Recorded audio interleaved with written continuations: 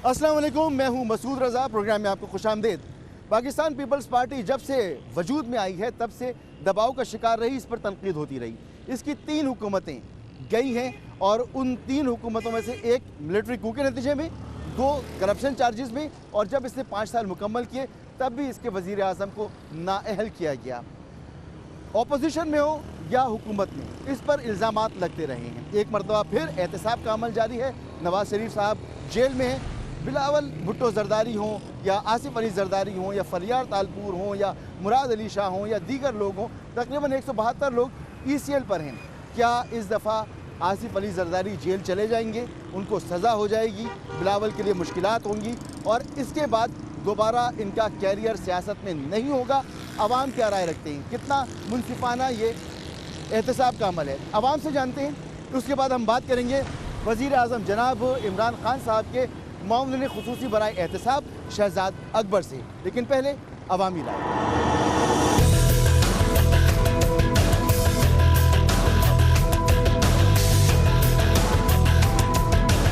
यार, जरदारी साहब के ख़िलाफ़ और पीपल्स पार्टी की क़यादत के ख़िलाफ़ केसेस तैयार हैं, अदालतों में जा रहे हैं, मगर ये तो पहले भी होता रहा, इनको सज़ा भी होगी।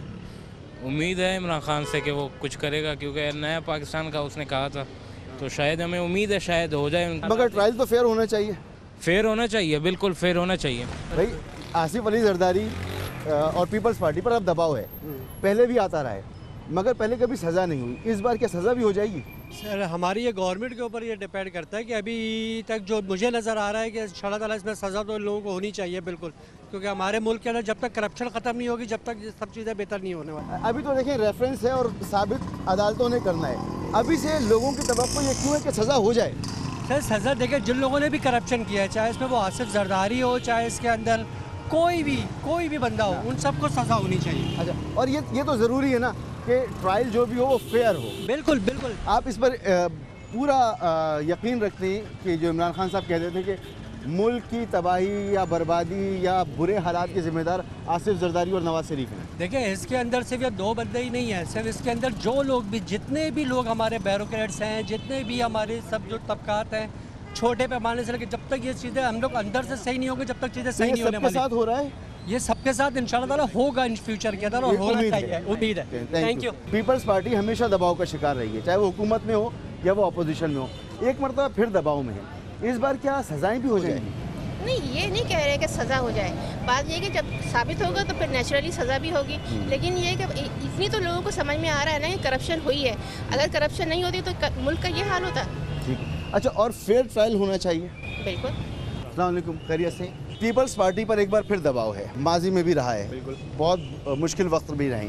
हमेशा पीपल्स पार्टी निकल गई, आसिफ अली जरदारी साहब बचते चले आए। इस दफ़ा आपको क्या लग रहा है? सर, इस दफ़ा ये है कि इंशाल्लाह नहीं बचेंगे। इंशाल्लाह। हाँ, इंशाल्लाह। क्योंकि बात पीपल्स पार्टी नून लीग की है, PTI की नहीं है, बात है करप्शन की, आवाम के पैसों के करप्शन की बात है। ठीक है ना, किसी एक जमात के ऊपर हाथ नहीं है, किसी एक फ़र्द वाहिद के ऊपर हाथ नहीं है, टोटल पाकिस्तान के लूटे हुए जिन्होंने पैसा लूटा उनके ऊपर हाथ है। ये खाली आप पीपल्स पार्टी से मंसूब ना करें, नून लीग के साथ भी ये हुआ, उनसे साबित हुआ है तो उनके साथ वो हुआ है। और मैं तो कहता हूँ PTI का भी एहतसाब होना चाहिए। किसका होना चाहिए PTI में? जैसे उनकी सिस्टर के ऊपर ब्लेम आया, वो कोर्ट में फेस कर रही हैं। बाबर अवान के ऊपर केस हुआ, उन्होंने इस्तीफ़ा दिया, इमरान खान ने उनसे इस्तीफ़ा लिया, उसके बाद उनको भेजा कि आप अपना केस लड़ें और फिर उसके बाद आके आप MNA की सीट पर बैठें। ठीक है ना, ये होता है तरीक़ेकार। मगर परवेज़ खटक, उनका भी मामला नैब में है।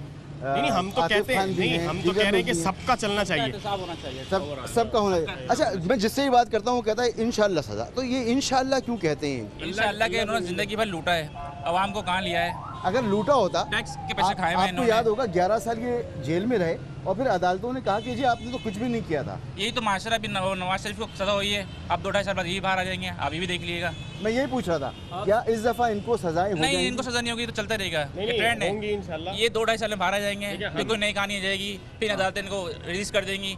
नवाज शरीफ को पहले भी तो पाबंदी लगी थी, पहले भी सज़ा हुई थी, वो सज़ा क्यों हुई थी किसी को नहीं पता। ये तो चलता रहेगा ट्रेंड, नवाज शरीफ 2 साल बाद आ जाएगा। लेकिन इस दफा देखें जो बेंचेस, जज का बेंच है वो अगले आने वाले 5 जज जो हैं चीफ जस्टिस जो मजीद हैं वो इसी लाइनअप पे हैं। मजीद 3 चीफ ऑफ आर्मी स्टाफ इसी लाइनअप पे हैं। ये पूरा एक सर्किल है 5 चीफ ऑफ आर्मी स्टाफ का, 5 चीफ जस्टिस साहब का। अच्छा। ठीक है, इंशाल्लाह इस दफा तो अगले आप 15 साल ये नहीं तक समझते कि कौम चाहती है एहतसाब हो? आप ये बिल्कुल क्यों समझते exactly, हैं कि आम आवाम चाहती हम तो यही चाहते हैं एहतसाब मिलेगा भी एहतसाब हो। बिल्कुल, जैसे भी पीपल्स पार्टी इंशाल्लाह इनको इस दफ़ा जो है ना भागने का आप भी मौका नहीं इंशाल्लाह। मिलेगा इंशाल्लाह इस दफ़ा। हालांकि इस वक्त अभी बड़े मुश्किल मराइल चल रहे हैं, इतनी महंगाई हुई मुराद हुई अली है, शाह पर सब भी चीज़ें हुई केसेस हुई बन हैं। गए, ये भी गिरफ्त में आएंगे। मुराद अली शाह तो मुनासिब आदमी मालूम होता सर है, इतनी बड़ा काम किया उन्होंने। इतना इनको परवाज वो ऊपर चढ़ा दिया उन्होंने, नोट दे के। आप देख लें कहाँ कायम अली शाह, कहाँ अच्छा, मुराद केस अली क्या शाह है? साहब। केस क्या है? जरदारी साहब का केस क्या है? करप्शन है क्या? इसमें। नहीं, अभी आपको ये मनी लॉन्ड्रिंग इतना वो निकला है। अयान अली का केस आ क्या गया। है अयान अली का केस? क्या है? डॉलर ले आती हुई पकड़ी गई और जिस बेचारे इंस्पेक्टर ने पकड़ा उसको मर्डर कर दिया गया। एक आम आवाम को भी समझ में आता है कि खेल क्या हो रहा है हमारे साथ। हम आम स्टूडेंट्स लोग हैं, हमें नहीं पॉलिटिक्स से कोई इंटरेस्ट नहीं, लेकिन हमें भी समझ में आ रहा है कि हमारे साथ ब्लेम गेम क्या हो रहा है। अच्छा, फरियाल तालपुर का क्या केस है? उनका बिजली करप्शन का, बिजली का है, राइट हैंड है बिल्कुल। अभी ये तांबा चोरी का भी केस चलेगा, अभी तो जब खुलेगी तो बड़ी कहानियाँ चलेंगी। है तो अभी शुरुआत है ये। तो आप कह सबसे बड़ी ये चीज़ देखिए ना, क्या अफसोस हमें यहाँ होता है कि इत्तेफाक फाउंड्री जो नवाज शरीफ साहब की थी वो उन्होंने अपनी स्टील मिल नहीं चला सके और अपनी मिलें चला दी उन्होंने। हमें यहाँ पे अफसोस होता है कि मुल्क के इदारे नहीं चला पा रहे, यानी अपने आपका इदारे कारोबार चला चलता है, मुल्क नहीं नहीं चलता। चलता। एहतसाब सही हो रहा है? अल्लाह से उम्मीद है कि हो जाएगा अच्छा, क्या ये पीपल्स पार्टी की क़यादत फारिग हो जाएगी? इंशाल्लाह। आप भी इंशाल्लाह? इंशाल्लाह इंशाल्लाह बिल्कुल। ये- मैं तो ये- कहता हूँ भले मौलाना फजलुर रहमान भी हैं, हाँ। छोड़ें किसी को भी ना, ठीक। पाकिस्तान को साफ करें। और पीटीआई? पीटीआई में अगर इमरान खान गलत है ना तो इसको भी लें। अच्छा, जहांगीर तरीन था, जो था हाँ। पकड़ें, छोड़ें किसी को भी नहीं। किसी को ना छोड़ें। किसी को भी ना छोड़ें। भरपूर ये भरपूर आवाम का मुतालबा है और यकीनी तौर पर इसमें किसी किस्म का जो है वो ऐसा काम नहीं होना चाहिए कि जिससे कौम की उम्मीदों को नुकसान पहुँचे। क्या इस दफ़ा पीपल्स पार्टी की क़यादत बच के निकल जाएगी या आपको लगता है सजाएं हो जाएंगी? बहुत मुश्किल लगता है, सज़ा होगी। और ये पीटीआई वालों का भी एहतसाब होना चाहिए? होना चाहिए, क्यों नहीं होना चाहिए? उधर कुछ गड़बड़ है या सब सही कोई है? आसमान से थोड़ा ही है, इनका भी होना चाहिए।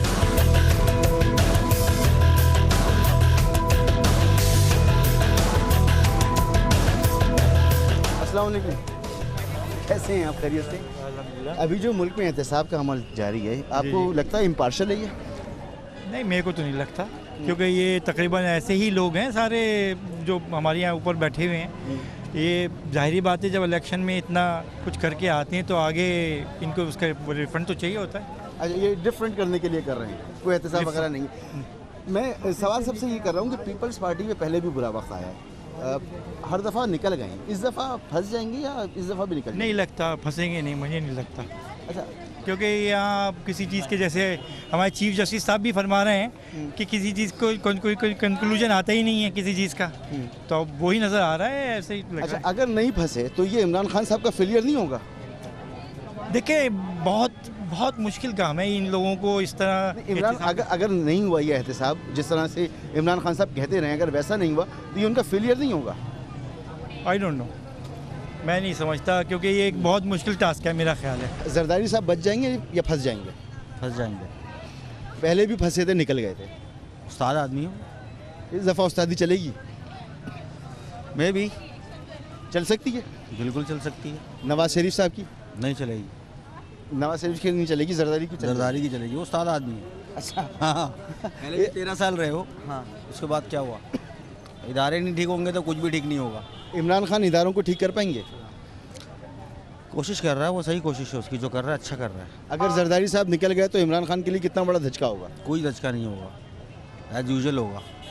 अच्छा, सब लोग ये क्यों कहते हैं कि जरदारी साहब को फंसना ज़रूर चाहिए, क्यों कहते हैं? ये फंसना नहीं चाहिए, जो अगर हो रहा है तो उसको मतलब पाए तकमील तक उसको पहुंचना चाहिए, सच और झूठ सामने आना चाहिए। सामने आना चाहिए और उसको सज़ा मिलनी चाहिए। नॉट ओनली कि भाई आपने पकड़ लिया, दिखा दिया, अभी भी नवाज शरीफ ये भी निकल जाएगा कहीं ना कहीं से।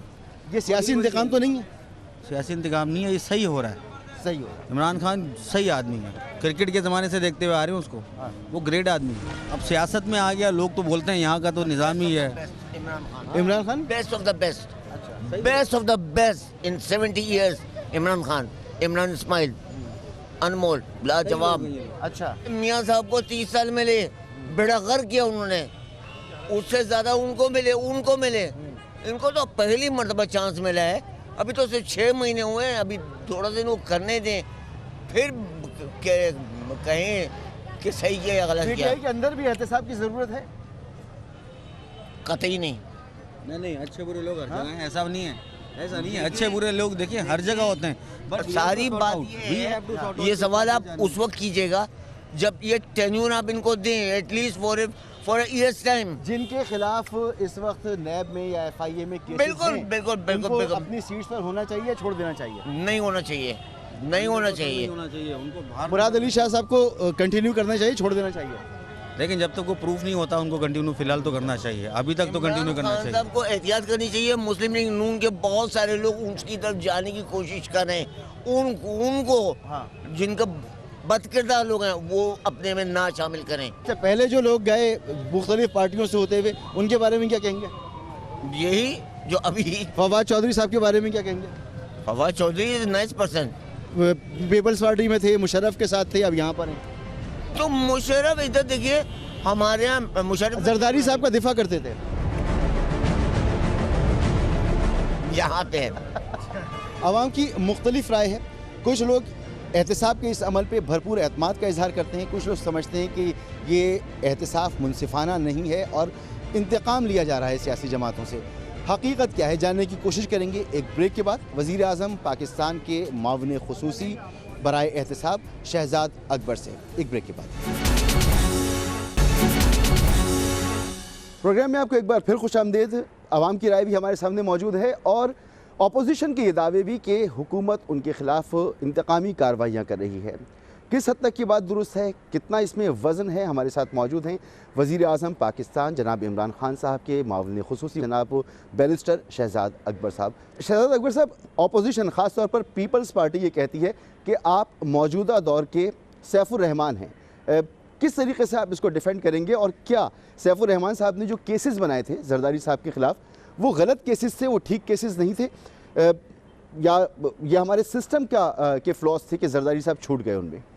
देखिए, मैं कोई ख़ास इस पर कॉमेंट नहीं कर सकता। ये तो एक बजाय इसके कि ये जो इतनी बड़ी पाकिस्तान की तारीख़ की सबसे बड़ी मनी लॉन्ड्रिंग के ऊपर एक बहुत ही तफसील से की हुई इन्वेस्टिगेशन की रिपोर्ट का जवाब देते, वो एक अनरिलेटेड आदमी की ज़ात को लेके निशाना बना रहे हैं कि जी ये इसके पीछे हैं, ये आज के सैफुर रहमान हैं। इनसे सवाल ये पूछना चाहिए कि ये JIT जो बनी है ये एक ऐसे मामले पे बनी है जिसका आगाज़ 2015 में हुआ था। उस वक्त तो पाकिस्तान तहरीक इंसाफ की हुकूमत नहीं थी। ये JIT supreme court of Pakistan के हुक्म के तहत बनी जिसमें मुख्तलिफ इदारे शामिल हैं। ये JIT के जो फेक अकाउंट के ऊपर सुओ मोटो हुआ वो हमारे इक़्तिदार में होने से पहले हुआ। तो ये तो बड़ी एक इर्रेलेवेंट किस्म की इसके ऊपर तनकीद की जा रही है। असल चीज़ जो है कि इसके अंदर लगाए गए तमाम इल्ज़ामात, और मैं इनके लिए कहता हूँ ये इल्ज़ामात हैं, अभी तक किसी भी इल्ज़ाम का कोई स्पेसिफिक जवाब अभी तक नहीं आया। मैं उम्मीद करता हूँ कि पाकिस्तान पीपल्स पार्टी इसको सियासी मकसद इशू बनाने के बजाय 31 तारीख को सुप्रीम कोर्ट में जब इनकी कुछ लोग समन हुए हैं, जिसमें जितने इसमें लोग लिस्टेड हैं वो हैं, उसका जवाब दें, कानूनी जवाब दें, क्योंकि JIT के मुताबिक उन्हें तो कोई जवाब नहीं मिला। तो ये असल में इशू से डिट्रैक्ट करने की कोशिश है। इन्हें इशू पे ही देखना चाहिए कि क्या जवाब है इनके पास। ठीक है, मगर इलेक्शन जीतने से पहले भी PTI ये कहती रही है कि इक़्तिदार में आने के बाद हम एहतसाब करेंगे, और एहतसाब का एक अमल जो पहले से जारी था उसमें आप भरपूर तरीके से शामिल भी हैं। मगर हम ये देख रहे हैं कि PTI के लीडरान इसको ओन नहीं करते। ये कहते हैं कि पहले से जारी था, हम सिर्फ जो अहकामात हैं अदालत के उनको लेकर आगे बढ़ रहे हैं। आप लोग इसको ओन भी करते हैं? देखिए, ओन तो हम बिल्कुल करते हैं। हमारे तहकीकाती इदारों की बनाई हुई रिपोर्ट है और हमारी सुप्रीम कोर्ट ऑफ पाकिस्तान जो इस मुल्क की सुप्रीम कोर्ट है, हमारे आइन के मुताबिक सुप्रीम कोर्ट है, सबसे आला अदालत है, उसके हुक्म पे बनाई हुई JIT की तहकीकाती रिपोर्ट है। मैं ये बता देता हूँ हमारी हुकूमत का क्या किरदार है। हमारी हुकूमत का ये किरदार है कि अगस्त से हुकूमत बनने के बाद तमाम तहकीकाती इदारे, जितने लॉ इन्फोर्समेंट इदारे हैं, उन्हें तक़वियत बख्शी गई है, उन्हें पूरी इंडिपेंडेंस दी गई है और उनके ऊपर कोई कदगन नहीं है। इस रिपोर्ट की मरतब करने में भी आप देख लीजिए कि फ़ेडरल इदारों का क्या किरदार था और गवर्नमेंट ऑफ सिंध के इदारों का क्या किरदार था। एक लम्हा भी कभी JIT की तरफ से ये नहीं आया कि किसी भी फ़ेडरल इदारे से कोई दस्तावेज़ मांगा गया, कोई सबूत मांगा गया, कोई एक्सेस मांगी गई, कोई सहूलत मांगी गई जो उन्होंने ना प्रोवाइड की हो। जबकि जबकि गवर्नमेंट ऑफ सिंध का जो किरदार है वो JIT ने सुप्रीम कोर्ट के सामने बार बार उसको किया है कि उन्हें एक्सेस नहीं दी जा रही, डॉक्यूमेंट्स नहीं दिए जा रहे, जिसके ऊपर सुप्रीम कोर्ट को डायरेक्ट अहकामात करने पड़े। तो मेरे ख्याल में हमारी हुकूमत का किरदार, तो देखिए हम नहीं चाहते कि किसी तरीके से भी ये ऐसे लगे कि ये किसी एक पार्टी को निशाना बनाया जा रहा है। जब एक चीज़ का एक शफाफ अमल चल रहा है तो हुकूमत का किरदार यही होना चाहिए एहतसाब के अंदर कि उसके लिए मौके फराहम करे और आपके इदारों की कैपेसिटी बिल्डिंग करे, और वो हम कर रहे हैं। दुरुस्त। ऐसी सूरत में, क्योंकि आप वज़ीर आज़म को मशवरे भी देते हैं, आपका काम यही है, आपकी जॉब है, तो आपने ये मशवरा दिया कि चाहे वो वज़ीर इंफॉर्मेशन हों या दीगर वज़रा हों, वो जब प्रेस कॉन्फ्रेंस करें तो गिरफ्तारियों की पेशगोइयाँ पहले से कर देते हैं, वो बताने लगते हैं कि क्या होने जा रहा है। आप ख़ुद जब प्रेस कॉन्फ्रेंस कर रहे होते हैं, आपके दाएं बाएं बैठे जो लोग हैं वो ख़ुद तनकीद भी कर रहे होते हैं, और नज़र आता है कि उनकी टेंडेंसी है हुकूमत के अपोजिशन के ख़िलाफ़। देखिए, अपोजिशन के ख़िलाफ़ टेंडेंसी नहीं है, इसमें मेरी कोई दूसरी राय नहीं है कि इस रिपोर्ट के आने के बाद पाकिस्तानी हुकूमत के ऊपर बहुत बड़ी ज़िम्मेदारी है।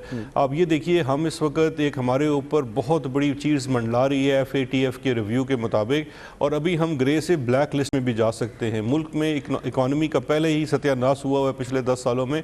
ये तो बिल्कुल आपको दिवालिये की तरफ ले जाएगा अगर अभी भी आप अपनी आंखें नहीं खोलते, क्योंकि ये रिपोर्ट इस चीज़ की निशानदेही करती है कि इस मुल्क के वो इदारे जिन्हें वॉच डॉग का रोल अदा करना चाहिए था, जिन्हें ये चीज़ें रोकनी चाहिए थी, और 10 साल वो इस निज़ाम में बिल्कुल सोए रहे और उन्होंने इसमें कुछ इकदाम नहीं किया।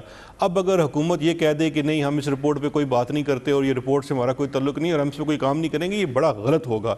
2 चीज़ें आपने करनी है, आपकी इंटरनेशनल कमिटमेंट्स हैं, उन पे आपने पूरा उतरना है, तब ही आपकी इंटरनेशनल लिस्टिंग अच्छी होगी। आपने एक तो इसमें मुलव्वस लोगों की प्रोसिक्यूशन करवानी है, सक्सेसफुली करवानी है, एंड सेकेंडली जो निज़ाम की निशानदेही की गई है, स्टेट बैंक के निज़ाम को दुरुस्त करना है, फाइनेंशियल मॉनिटरिंग यूनिट को दुरुस्त करना है, SCCP के निज़ाम को दुरुस्त करना है, लॉ इन्फोर्समेंट को स्ट्रेंथन करना है कि एंटी मनी लॉन्ड्रिंग एक्ट की जो चीज़ें हैं उन्हें नाफिज किया जा सके, बैंकों के अंदर नो योर कस्टमर की जो रजीम है उसको सही तरह से कंप्लाइंस की जाए। ये तमाम चीज़ें हुकूमत को करनी पड़ेंगी और हंगामी बुनियादों पर करनी पड़ेगी, और यही मेरा मशवरा वज़ीर-ए-आज़म साहब को भी है। तो आप का किसी की तरफ कोई झुकाव नहीं है, आप मेरिट पर इक़दामात कर रहे हैं। फिर अपोजिशन कहती है कि वो शख्सियात जिनके खिलाफ रेफरेंसेस हैं और वो PTI हुकूमत का हिस्सा हैं, चाहे वो KP में हों, चाहे वो मरकज़ में हों, चाहे वो पंजाब में हों, उनके खिलाफ रेफरेंसेस भी हैं, वो पब्लिक ऑफिस भी होल्ड करते हैं, उनकी गिरफ्तारी भी अमल में नहीं आती, उनका नाम ECL में भी नहीं आता। तो इसको फिर आप क्या कहेंगे? देखिए, पाकिस्तान तहरीक इंसाफ के जो इस वक्त वज़रा थे उनमें से सिर्फ एक वज़ीर जो कि मशीर थे वज़ीर-ए-आज़म के, और उनके वज़ीर बनने के बाद रेफरेंस फ़ाइल हुआ बाबर अवान साहब के ऊपर, और जिस दिन रेफरेंस फ़ाइल हुआ उसी दिन वो इस्तीफ़ा दे के अपनी वजारत से अलग हो गए और अभी अपने रेफरेंस का सामना कर रहे हैं। तमाम नैब के केसेस के अंदर गिरफ़्तार करने का इख्तियार उस इदारे के पास है या अदालत के पास है, हुकूमत ऐसा कोई इख्तियार नहीं रखती। आज अगर मैं किसी को ये कहूँ कि हुकूमत गिरफ़्तार करना चाहेगी नैब के थ्रू, तो वो नहीं कर सकती जब तक नैब उसको गिरफ़्तार नहीं करता या अदालत हुक्म नहीं देती। और ये मैं बात बताता चलूँ, इंक्वायरियाँ भी चल रही हैं, इन्वेस्टिगेशंस भी हैं, और पाकिस्तान तहरीक इंसाफ के जितने वज़रा हैं या अरकान हैं वो इनके साथ पूरा कोऑपरेट कर रहे हैं। जब बुलाया जाता है पेश होते हैं। जो एक गिरफ़्तारी की गई है अंडर इन्वेस्टिगेशन केस के अंदर, वहाँ पे नैब का जो एलिगेशन है शहबाज शरीफ साहब के ऊपर कि वो ताउन नहीं कर रहे और उनकी इन्वेस्टिगेशन के ऊपर असरअंदाज हो रहे हैं। ये जब गिरफ़्तारी होती है, गिरफ़्तारी होने के 24 घंटे के बाद आपको अकाउंटेबिलिटी कोर्ट के सामने पेश होना होता है और अपने ग्राउंड्स ऑफ अरेस्ट देने होते हैं। वो ग्राउंड्स ऑफ अरेस्ट देने के बाद ही आपको उसका रिमांड मिलता है। ऐसे नहीं होता कि तहकीकाती इदारा या कोई हुकूमत किसी को अरेस्ट कर ले, तो वो तो तमाम ड्यू प्रोसेस फॉलो हो रहा है, अदालतों में हो रहा है। अगर इन्हें कोई एतराज़ है कि ये अरेस्ट गलत हुआ है तो हाई कोर्ट में अपील कर सकते हैं, सुप्रीम कोर्ट ऑफ पाकिस्तान में अपील कर सकते हैं। मीडिया पे बैठ के ये कहना कि जी वो नहीं पकड़े जा रहे और हम पकड़े जा रहे हैं, ये इसकी कोई ख़ास कानूनी हैसियत नहीं है। ठीक है, कानूनी हैसियत नहीं है, मगर क्योंकि हुकूमत और उसके इदारे ये सब एक ही सिलसिले का हिस्सा होते हैं, कड़ी से कड़ी जुड़ी होती है। आपका भी इन्फ्लुएंस होता है, आप मामलत भी कर रहे होते हैं। वो इमरान खान का भी नाम लेते हैं कि हेलीकॉप्टर केस है, बनीगाला अराजी का मामला है, परवेज़ खटक साहब का मामला है, अलीमा खान साहिबा के इशूज़ हैं, अलीम खान साहब के मामलात हैं, दीगर और लोग हैं। इनमें से कोई भी ऐसा नहीं है जिसके ख़िलाफ़ नैब या हुकूमत बाकायदा हरकत में आई हो। देखिए, मैं ये समझता हूँ मसूद साहब, ये बिल्कुल गलत बात है। पहली चीज़ ये है कि इमरान खान का एहतसाब और इंतकामी कार्रवाई इमरान खान के ऊपर तो जब ये दौरे हुकूमत मुस्लिम लीग नून का था तब से आगाज़ हो गया था। मतलब बताइए, दहशत गर्दी के मुकदमे उन तक के ऊपर कायम किए गए, फिर सुप्रीम कोर्ट में पटिशन डाली गई जहाँ से वो सादिक और अमीन करार पाए, और अभी भी वज़ीर आज़म बनने के बाद नैब ने उन्हें तलब किया और बहसीत वज़ीर आज़म वो फिर भी जाके नैब की इंक्वायरी में पेश हुए।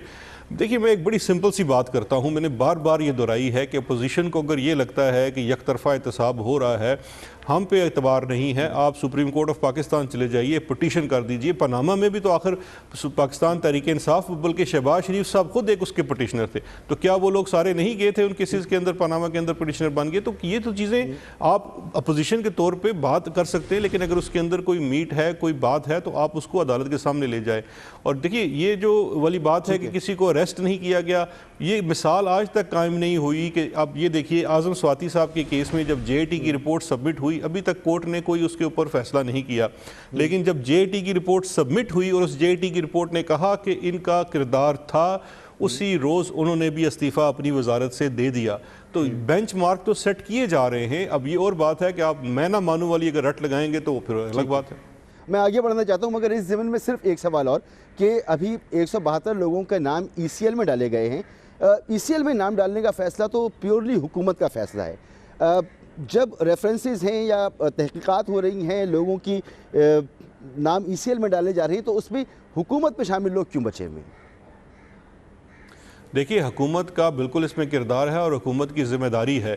ECL में नाम डालने की दो ऑप्शंस हैं कानून के अंदर, या तो अदालत के हुक्म के ऊपर ECL में नाम डाला जाता है, या कोई भी तहकीकाती इदारा, लॉ इन्फोर्समेंट एजेंसी कहती है हुकूमत को कि इसका नाम डाल दिया जाए तो तब डाला जाता है। तहकीकाती इदारा खुद नहीं डाल सकता, और सुप्रीम कोर्ट ऑफ पाकिस्तान की जजमेंट के मुताबिक अब ये फैसला कैबिनेट ने करना होता है, और जो ECL के लिए नाम आता है वो कैबिनेट के सामने आता है। इस केस के अंदर FIA ने अपना केस प्लीड किया कैबिनेट के सामने, और उसकी बड़ी वैलिड ग्राउंड थी। एक तो ये है कि अगर आप इस रिपोर्ट को उठा के पढ़ लें जिसके अंदर ये चीज़ें आई हैं, तो ये होशरुबा चीज़ें हैं, इन्हें कोई हुकूमत इग्नोर नहीं कर सकती। अगर करेगी तो एक क्रिमिनल एक्ट होगा।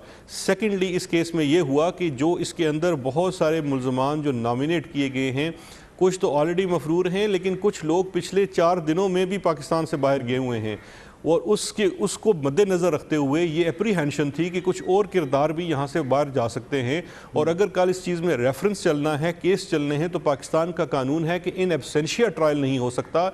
इसलिए बड़ा ज़रूरी है कि ये नाम ECL पे डाल दिए जाएँ। ECL में सिर्फ यही है कि आप पाकिस्तान से बाहर नहीं जा सकते, और जिस किसी को एतराज़ हो कि मेरा नाम गलत डाला गया है, तो वो अदालत में इसको अपील कर सकता है, चैलेंज कर सकता है। लेकिन अगर हुकूमत ये नाम ना डालती और ये लोग पाकिस्तान से बाहर चले जाते हैं, तो मैं समझता हूँ जिम्मेदारी हुकूमत की होती। फिर ठीक है, शहजाद अकबर साहब, यहाँ पर रुकना होगा, एक ब्रेक की तरफ जाना है। उसके बाद आपसे ये पूछूंगा कि सिंध के वज़ीर आला मुराद अली शाह, उनका क्या मुस्तकबिल है? वो रह पाएंगे या फारिग हो जाएंगे? एक ब्रेक के बाद।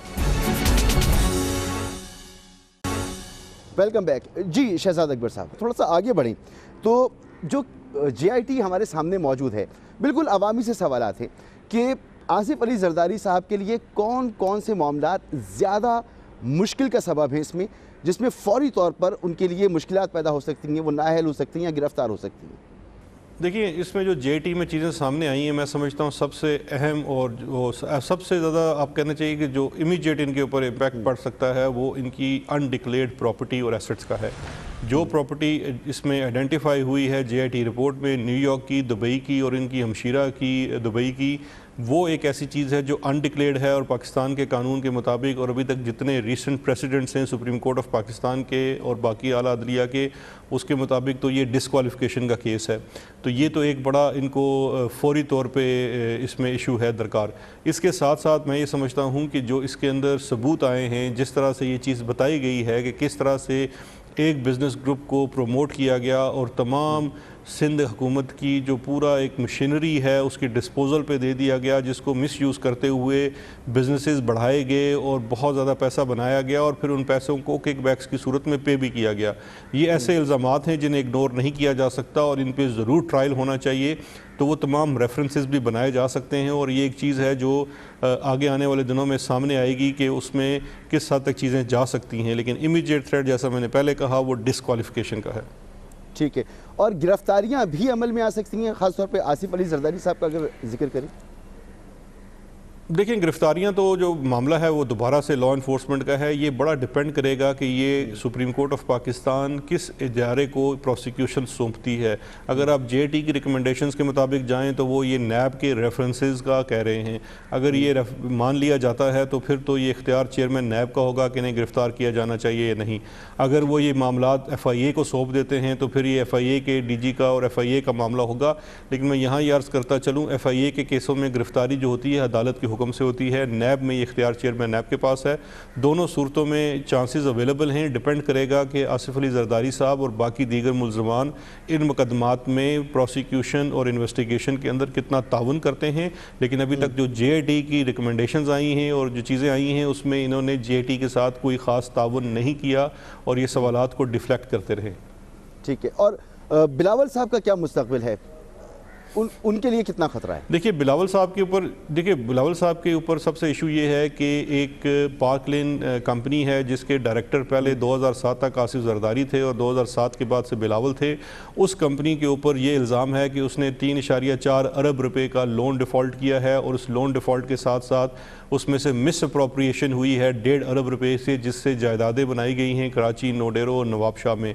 और being director of that company ये उनकी ज़िम्मेदारी बनती है। अब बिलावल साहब कह सकते हैं कि ये मेरी लाइल्मी में हुआ, लेकिन आप अकल बालिग शाऊर इंसान हैं, बाशऊर इंसान हैं। आपके वालिद ने आपको एक कंपनी का डायरेक्टर बनाया, आपकी ज़िम्मेदारी बनती है कि वहाँ पे जो भी उस कंपनी के कॉलो फेल के आप जवाबदेह हैं तो वो उन्हें जवाब देना पड़ेगा। और जो JIT ने इसके अंदर एलिगेशंस लगाए हैं वो बड़े सीरियस हैं। उसके मुताबिक वो नैब का रेफरेंस बनेगा या FIA जो जिसके सामने भी मामला भेजा जाएगा तो वो केस तो उनके सामने रहेगा। लेकिन इमीडिएट डिस्क्वालिफिकेशन मुझे नज़र नहीं आ रही क्योंकि ऐसी कोई प्रॉपर्टी एलिज नहीं की गई उनके साथ। और ये जो मामला है जिसका आप जिक्र कर रहे हैं, इसमें बिलावल साहब के कहीं दस्तखत भी मौजूद नहीं है, ये दुरुस्त है? देखिए, उसका डायरेक्टली दस्तखत होना या नहीं होना इतना मैटर नहीं करता। अगर वो डायरेक्टर हैं और उस कंपनी के साथ जो इस मामला भी चल रहा है तो वो रिस्पॉन्सिबल होता है डायरेक्टर उसके काम का। शेयर होल्डर तो कह सकता है कि मेरी लाइल्मी में हुआ, लेकिन डायरेक्टर ये नहीं कह सकता। ठीक है, यानी इसमें कोई चांस नहीं है बिलावल साहब के पास कि वो कह सकें कि दूसरे लोगों ने कर दिया, मेरी लाइल्मी में हुआ, बचने का इसमें कोई चांस नहीं। देखिए, इसमें तो अगर आप ये बात करते हैं कि मेरी लाइल्मी में हुआ तो इसके बहुत सारे बेनिफिट्स हैं जो बिलावल ख़ुद उठा रहे हैं। उनके ट्रैवल टिकट्स हैं जो फेक अकाउंट से पे हुए हैं। ये एक ऐसी चीज़ है जो एक बड़ा कहना चाहिए स्मोकिंग गन है, एक बड़ा स्ट्रॉन्ग एविडेंस है जो ये साबित करता है कि जो ये प्रोसीड ऑफ क्राइम है उसका बेनिफिट ये उठा रहे थे। तो जो लाइल्मी है, ignorance of law is no excuse, वो तो काम नहीं आ सकेगी। उन्हें ये साबित करना पड़ेगा कि जो इन्होंने ये पैसा इस्तेमाल किया है या जो इसका बेनिफिट उठाया है उसके लिए उनके पास कोई वैलिड एक्सक्यूज़ या कोई लीगल जस्टिफिकेशन थी। अगर वो नहीं आएगी तो ये इसको प्रोसीड ऑफ क्राइम को इस्तेमाल करना ही माना जाएगा। ठीक है, जब आप ये गुफ्तगू करते हैं ट्रैवल टिकट के या खाने के बिल या लॉन्ड्री के बिल या दीगर चीज़ें, तो बिलावल साहब ये कहते हैं कि ये सब कुछ झूठ है और मेरे ख़िलाफ़ जो चीज़ें निकाल के लाएगी वो बहुत मामूली सी चीज़ें जिसका पता भी नहीं था मुझे।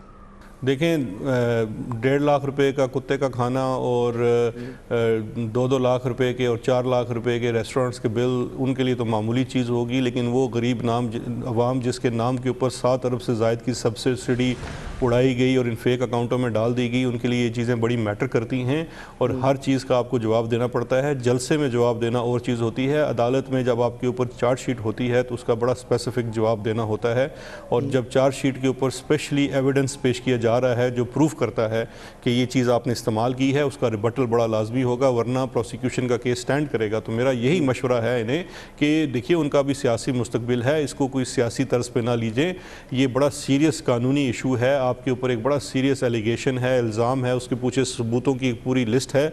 आप जब तक स्पेसिफिकली 1 बाय 1 उनकी रिबटल नहीं करेंगे आप मुश्किल में हैं। ठीक है, मगर यही ऑपोजिशन कहती है कि जो कुछ JIT में है वो सब कुछ गलत है, झूठ है।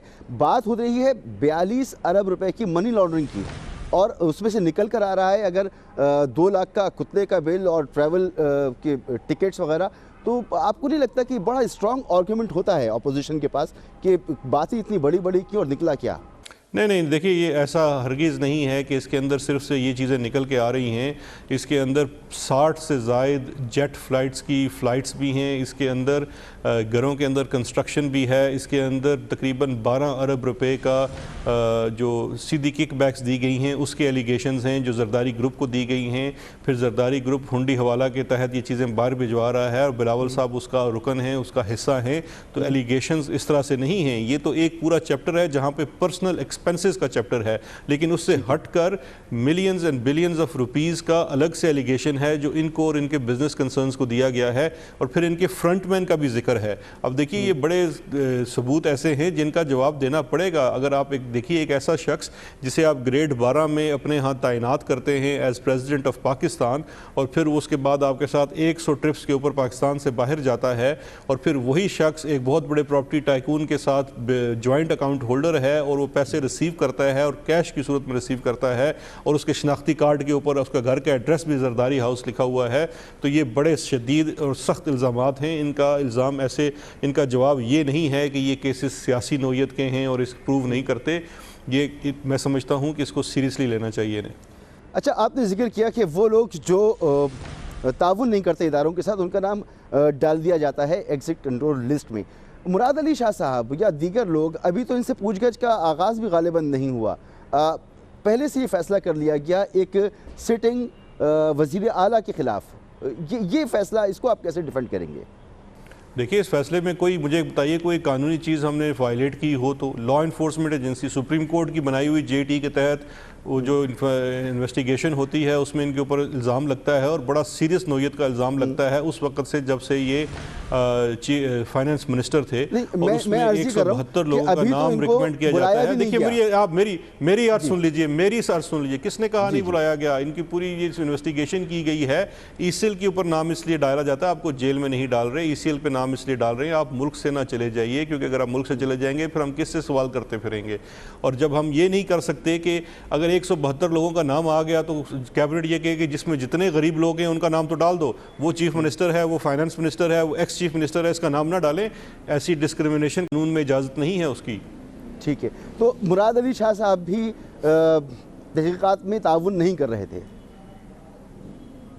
देखिए ECL में नाम तहकीकात में ताउन ना करने पे नहीं डाला जाता, ECL में नाम डाला जाता है इस एप्रीहेंशन के ऊपर आप मुल्क से फरार ना हो जाएं। अरेस्ट किया जाता है इस बात के ऊपर कि आप तहकीकात में ताउन नहीं किए रहे, तभी उनको अरेस्ट नहीं किया गया। अभी वो भी वज़ीर आला सिंध हैं, बाकी उनके ऊपर मॉरल ड्यूटी है। इतने इल्ज़ामात लगने के बाद अगर वो रहना चाहते हैं नहीं रहना चाहते, ये उनका अपना फैसला है। ठीक है, अच्छा ये पासपोर्ट जब्तगी का जो मामला है ये तो बहुत ही आपका सख्त इक़दाम है, इसकी क्या वजह है? नहीं, उसमें कोई सदाकत नहीं है, कोई पासपोर्ट जब्त नहीं किया गया, कोई सदाकत नहीं है। पासपोर्ट जब्त करने की तुक ही नहीं बनती। जब आपका नाम ECL पे डाल दिया गया तो आपके पासपोर्ट है या नहीं है उसकी कोई तुक नहीं बनती। ऐसा कोई मेरे इल्म में नहीं है, ये मैंने भी खबर देखी थी लेकिन ये गलत खबर है। अच्छा, मुराद अली शाह साहब का क्या मुस्तकबिल है, क्योंकि वो पब्लिक ऑफिस होल्ड करते हैं, वज़ीर आला हैं, कितना मुमकिन है कि वो नाअहल हो जाएं? क्या ऐसे चीज़ें मौजूद हैं इनके खिलाफ? देखिए नाअहली की तो ऐसी कोई चीज़ें, कोई ऐसी जायदाद अनडिक्लेयर्ड एसेट वो चीज़ें तो मौजूद नहीं हैं। नाअहली तो इनकी जो प्रोसिक्यूशन होती है सज़ा के बाद ही हो सकती है। एक सवाल है अखलाकी तौर पे, जिस तरह से हमारे वज़रा के ऊपर इल्ज़ाम लगा या JT ने कोई अगर कंक्लूजन दिया तो उन्होंने रिज़ाइन कर दिया। अगर मुराद अली शाह साहब रिज़ाइन करना चाहते हैं तो बड़ी अच्छी बात है, नहीं करना चाहते तो कानूनी तौर पे उनको नहीं हटाया जा सकता। कानूनी तौर पे तो इन हाउस तब्दीली ही लाई जा सकती है या जब वो कन्विक्ट हो जाते हैं। शहजाद अकबर साहब, एक ब्रेक की तरफ जाना है, उसके बाद आपसे पूछूंगा कि जो कुछ आप बयान कर रहे हैं JIT के हवाले से, जब प्रोसिक्यूशन होती है, जब अदालत में मामला चलते हैं तो पता चलता है कि बहुत सी चीज़ें उसमें उड़ के रह जाती हैं, नतीजा बड़ा मुख्तलिफ निकलता है। यहाँ आप कितने कॉन्फिडेंट हैं? बात करूँगा एक ब्रेक के बाद। Welcome back. जी शहजाद अकबर साहब, वज़ीर आज़म साहब ये बाकायदा इकरार कर चुके हैं कि एक बड़ा मुश्किल मरहला होता है कि चाहे वो नून लीग की क़यादत हो या वो पीपल्स पार्टी की क़यादत हो, ये वकील बहुत तगड़े करते हैं, ऐसे वकील करते हैं जिनकी करोड़ों रुपए फ़ीस होती है, हुकूमत इतने तगड़े वकील नहीं कर पाती, तो वो इस पर बेबसी का इजहार कर चुके हैं। इन केसेस में हुकूमत क्या सोच रही है? देखिए इन केसेस में वही मैं आप जो अर्ज़ कर रहा हूँ कि अगर तो नैब ये चाहेगी और वो बेहतर वकील करे, हम तो ओवरऑल भी कोशिश कर रहे हैं कि FIA और नैब और बाकी जो तहकीकाती इदारे हैं उनकी कैपेसिटी बढ़ाई जाए। और कैपेसिटी में एक चीज़ यही है कि वहाँ पे जो एम्प्लॉइज़ हैं, चाहे वो तफ्तीशी लोग हैं या वकला हैं, उनको बेहतर सैलरीज़ दी जाएँ ताकि मार्केट से अच्छे लोग आ सकें। लेकिन मैं अगर आपको इधर JIT की ही मिसाल दे दूँ, ये जो JIT बनी, जो ये फेक अकाउंट्स का केस चल रहा है सुप्रीम कोर्ट ऑफ पाकिस्तान पे, तो पहले 3 सफ़े अगर आप वकीलों के नाम लिखे हुए पढ़ें तो सिर्फ पाकिस्तान के टॉप के चोटी के वकील पे पहले 3 सफ़ों पे सिर्फ इन तमाम लोगों के वकला के नाम लिखे हुए हैं, और आखिर में सिर्फ नीचे 2 FIA के रिप्रेजेंटेटिव जो शायद वकील भी नहीं हैं उनका नाम लिखा होता है। तो ग्राउंड रियलिटीज़ तो ये हैं, लेकिन इस वक्त पाकिस्तान तहरीक इंसाफ की हुकूमत पूरी फुली कमिटेड है एहतसाब के साथ, और हम हर मुमकिन कोशिश करेंगे कि हमारे तहकीकाती और प्रोसिक्यूटिंग इदारों को वो मुकम्मल तावन हासिल हो। JIT ने हमसे जितनी भी गवर्नमेंट से फ़ंड्स मांगे उन्हें फ़ौरी तौर पे फराहम किए गए ताकि उनकी तफ्तीश में किसी किस्म की कमी ना आए। और इसी के साथ साथ जब अगर प्रोसिक्यूशन में मरले पे केस जाता है और प्रोसिक्यूटिंग एजेंसी को ये लगता है कि उन्हें एक स्पेशल टीम बनानी है, नए लोग हायर करने हैं, तो हुकूमत उसके लिए पूरा तावन करने के लिए तैयार है। यानी करोड़ों रुपए के वकील भी अगर हायर करने पड़े तो हुकूमत कर देगी। ये रिस्पॉन्सिबिलिटी है हुकूमत की। हम तो एक लीगल एड भी शुरू करना जा रहे हैं। अगर जरदारी साहब को डिफेंस के वकील चाहिए तो हुकूमत के लीगल एड के प्रोग्राम के तहत उनको डिफेंस के वकील भी मिल सकते हैं, क्योंकि इंसाफ की फरहमी जिसके दोनों पहलू होते हैं, डिफेंस और प्रोसिक्यूशन, वो हुकूमत की जिम्मेदारी है और ये हुकूमत उस पर काम करेगी इंशाअल्लाह। अच्छा, आप जिक्र करते हैं कि बाहर से लूटी हुई दौलत वापस आएगी, मुल्क में ही अच्छी खासी दौलत मिल गई है, तो कौमी ख़जाने में ये दौलत कब ट्रांसफ़र होगी? ये बैंक अकाउंट से मिले थे, फेक बैंक अकाउंट्स और बाकी सारी चीज़ें। आपने तो 700 अरब रुपए की बात की थी बैरून मुल्क में कितना है, बाहर कितना है, कौमी ख़जाने में कब आएगा? देखिए, कौमी ख़जाने में आने का सिलसिला तो शुरू हो गया है। हम बड़ी तेज़ी से टैक्सेशन भी कर रहे हैं, टैक्स नेट को भी बढ़ा रहे हैं, और इसके साथ साथ जो फॉरेन एसेट्स ट्रेस हुए हैं उसके ऊपर सुप्रीम कोर्ट ने भी एक कमेटी बनाई हुई है जो उसको देख रही है। हमारे भी उसके अंदर काम हो रहा है और हम तेज़ी से टैक्सेशन कर रहे हैं, और वो सिलसिला तो शुरू हो चुका है और हमने केसेस को पाकिस्तान से बाहर भी परसू करना शुरू किया हुआ है। और पाकिस्तान में जो अनडिक्लेयर्ड एसेट्स हैं उन्हें भी टैक्स किया जा रहा है। बल्कि मैं आपको ये बताता चलूँ, इस JIT की प्रोसीडिंग्स के दौरान जो ऐसे अनडिक्लेयर्ड एसेट्स मिले हैं शुगर इंडस्ट्री के मुतालिक, उसके ऊपर तो मेरे ख्याल 10 अरब से ज़ायद की टैक्स लायबिलिटी जनरेट की गई थी during the pendency of this case. ठीक है, क्योंकि आपने तो JIT बाकायदा देखी है, इदारों के साथ आपका ताउन भी जारी है। आपका ख़ुद क्या अंदाज़ा है कि जो चीज़ें इसके अंदर मौजूद हैं उस पर चाहे आसिफ अली जरदारी हों, चाहे मुराद अली शाह हों या फरियाल तालपुर हों, अगर इनको सज़ा होती है अदालत से तो कितनी सज़ा होनी चाहिए? देखिए, जो अगर नैब के पास रेफरेंस जाता है तो मैक्सिमम सज़ा 14 साल की है। नवाज शरीफ साहब को 14 साल वाले केस में 7 साल की सज़ा हुई है। ये डिपेंड करता है कि एंड में प्रोसिक्यूशन उनके साथ क्या रोल एट्रीब्यूट करती है, और डिपेंडिंग ऑन देयर रोल उनको सज़ा हो सकती है। लेकिन मैं ये समझता हूँ 5 साल से लेके 14 साल तक कोई भी सज़ा हो सकती है इन केसेस के अंदर। ठीक है। अच्छा, नवाज शरीफ साहब के केसेस एक मरतबा फिर वो जेल में हैं, उन्हें इस तमाम प्रोसेस के बाद जो पिछले रेफरेंस में हुआ, इस्लामाबाद हाई कोर्ट से रिलीफ मिल गया था। अभी भी उनके पास एक गुंजाइश मौजूद है, वो अपीलों में भी जाएंगे, इसको आगे लेके चलेंगे। आपको लगता है कि दोबारा उन्हें ये रिलीफ मिल सकता है इन रेफरेंसेस में जिसमें अभी सज़ा हुई है नवाज शरीफ साहब को? देखिए, मैं प्रिडिक्ट तो नहीं कर सकता कि कोर्ट्स क्या फ़ैसला करेंगी, लेकिन जो अभी तक फ़ैसला सामने आया है हिल मेटल इस्टेब्लिशमेंट वाले केस का, उसमें मुझे तो कोई रिलीफ मिलती नज़र नहीं आती, क्योंकि उसके अंदर पूरे का पूरा डॉक्यूमेंट्री एविडेंस का केस है। प्रोसिक्यूशन का केस इसमें काफ़ी तगड़ा था, और वो जो शायद कुछ कमियां दूसरे फ़ैसले में थी वो इसमें नहीं हैं। इसलिए मैं नहीं समझता कि इस केस में कोई रिलीफ मिल सकती है, लेकिन जैसा कहा कि वो प्रिडिक्ट नहीं किया जा सकता। और दूसरा, मैं ये भी अर्ज़ करता चलूँ, इस्लामाबाद हाई कोर्ट के फ़ैसले के ऊपर जो उनको सस्पेंशन हुई है वो अभी सुप्रीम कोर्ट में चैलेंज्ड है, और वो भी शायद उसकी जल्द हेयरिंग होने वाली है। तो उसमें पता चल जाएगा कि वो जो सस्पेंशन थी, जो वो उनको रिलीफ मिली थी, वो शॉर्ट टर्म है या उसमें कोई ज़्यादा कोई जान है। और दूसरी ये कि वो जो मेन अपील है वो अभी भी बरकरार है इस्लामाबाद हाई कोर्ट के सामने, उस पर भी अभी हेयरिंग होनी है। तो ये रिलीफ़ को मैं आर्जी रिलीफ़ कहूँगा, ये कोई परमानेंट रिलीफ़ नहीं है। ठीक। अच्छा, मरियम बीबी का क्या मुस्तकबिल है? देखिए, मरियम साहिबा का तो जो केस है उसके अंदर उनकी वही सस्पेंशन ऑर्डर है। अब वो डिपेंड करता है कि वो सस्पेंशन ऑर्डर सस्टेन कर पाता है या नहीं कर पाता। उसमें सुप्रीम कोर्ट में भी अपील पेंडिंग है जिसकी जल्द समाअत मतवक्के है, और इसके साथ साथ जो मेन अपील है उसकी समाअत भी अभी इस्लामाबाद हाई कोर्ट में होनी है। दोनों सूरतों में मैं समझता हूँ कि ये देखना पड़ेगा कि वो कोर्ट अपील कोर्ट जो है, अपीलेट कोर्ट है, वो ट्रायल कोर्ट के जज के साथ एग्री करती है या इनके वकला के आर्गूमेंट्स के साथ एग्री करती है, लेकिन मैं ये नहीं समझता कि वो किसी तरीके से भी इस वक्त she is of the hook. ठीक है, यानी उनकी नाअहली सियासत से ये तो मुमकिन नहीं है ना? नहीं, देखिए, अगर आप सज़ा पा जाते हैं और आपकी सज़ा बरकरार रहती है, सस्पेंशन जो है सज़ा का ख़त्म होना नहीं है, वो सिर्फ सज़ा का सस्पेंड होना है, मुअत्तल होना है।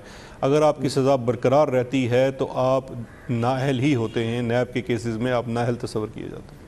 ठीक है, और नवाज शरीफ साहब को जैसे सज़ाएँ हुई थी मुशर्रफ दौर में, बाद में तमाम सज़ाओं से निकल गए थे, तो ये एक सियासी ऑप्शन तमाम सियासतदानों के सामने मौजूद होता है। देखिए, नवाज शरीफ साहब की जो पहले वाली सज़ाएँ थी वो एक डील के तहत उसमें से निकले थे और वो डील के तहत ही वो सज़ाएँ फिर ख़त्म हो गई थी। ये अगर एक ट्रायल के बाद, प्रोसेस के बाद कन्विक्शन होती है तो कोर्ट की कन्विक्शंस को सिर्फ कोर्ट ही सेट साइड कर सकते हैं, और अगर तमाम अपील्स का स्टेज गुजर जाएगी तो उनमें से निकलना बड़ा मुश्किल होगा। लेकिन अगर मरीम साहिबा की सज़ा सिर्फ अकाउंटेबिलिटी कोर्ट की है और नैब के रेफरेंस की है तो उनकी नाअहली 10 साल के लिए होती है, यानी कि 10 साल गुजरने के बाद अगर उनके ऊपर कोई नई चीज़ नहीं आती और नए किसी केस में वो नहीं हैं तो फिर ये नाअहली सज़ा गुजारने के 10 साल बाद तक रहेगी, उसके बाद वो दोबारा से सियासत में आ सकती हैं। शाहिद अकबर साहब, आखिरी सवाल, पहले भी ये सवाल किया था, जवाब नहीं मिल सका मुझे, कि जो पैसे इस वक्त मुल्क के अंदर हैं या मुल्क के बाहर हैं, क्योंकि हर दफ़ा जब आपसे बात होती है तो पता चलता है कि उसका क्वांटम बढ़ चुका है, इस वक्त कितना है और कब तक वो वापस आ जाएगा? देखिए, 11 अरब डॉलर से ज़ायद का क्वांटम है जो अभी तक ट्रेस हो पाया है। इसमें प्रोसीड ऑफ क्राइम भी है, अनलॉफुल मनी है, ये पाकिस्तान से बाहर का मैं क्वांटम बता रहा हूँ। और उसके ऊपर हमारा जो काम शुरू है रिकवरी का वो हो चुका है, लेकिन उस रिकवरी में दीगर ममालिक के लीगल प्रोसेसेस इन्वॉल्व होते हैं और कुछ आपके यहाँ के भी लीगल प्रोसेसेस इन्वॉल्व हैं। लेकिन वो रिकवरी का सिलसिला इस तरह से शुरू हो चुका है कि जो हमने OECD की डोमेन के तहत जितना हमने काम शुरू किया है उसमें इस वक्त लाइबिलिटीज़ जो जनरेट हो रही हैं उसमें कुछ पेमेंट्स और कुछ रिकवरीज शुरू भी हो चुकी हैं। तो उम्मीद है कि जल्द उसके अंदर भी एक खातर खा अमाउंट जमा हो पाएगी। और सबसे बड़ी बात यह है कि आज से पहले पाकिस्तान की तारीख़ में 11 अरब डॉलर का चीज़ों का सुराग नहीं लगाया गया है, और ये कोई सुनी सुनाई बात नहीं है, ये डॉक्यूमेंटेड प्रॉपर चीज़ें हैं जिनको अगर हुकूमत पाकिस्तान परसू करेगी, मैं ये नहीं कहता कि सिर्फ हम परसू करें, मैं समझता हूँ हर आने वाली हुकूमत पे भी लाजम है कि इस चीज़ को इंटरनेशनली ऐसे ही परसू करें ताकि आलमी कुव्वतों का भी, दूसरे ममालिक का हमारे ऊपर एतमाद बहाल हो और हमारे साथ कोऑपरेशन करें। इस वक्त बड़ी अच्छी फ़िज़ा है, हमें बड़ा वहाँ से कोऑपरेशन मिल रहा है और उम्मीद है कि अगर मिलता रहेगा तो जल्द हम ये रिकवरी भी कर पाएंगे इंशाअल्लाह। बहुत बहुत शुक्रिया बैरिस्टर शहजाद अकबर साहब, मामून खुसूसी बराए वज़ीर आज़म पाकिस्तान जनाब इमरान खान साहब। गुफ्तगू आपने सुनी, बहुत अहम मामलात हैं। पीपल्स पार्टी आवाम में जाने की बात कर रही है, दूसरी तरफ हुकूमत है जो इदारों के पीछे खड़ी हुई है, FIA भी एक्टिव है, नैब भी एक्टिव है। देखना होगा कि इसका नतीजा क्या निकलता है। वाकई पीपल्स पार्टी के लिए मुश्किलात होंगी, सिंध गवर्नमेंट के लिए मुश्किलात होंगी, क्योंकि अब तहरीक इंसाफ की तरफ से ये आवाज़ें भी आना शुरू हो गई हैं कि सिंध गवर्नमेंट को ख़त्म होना होगा और तहरीक इंसाफ सिंध में भी अपनी हुकूमत बनाएगी। प्रोग्राम का वक्त ख़त्म होता है, इजाज़त दीजिए, अल्लाह हाफ़िज़।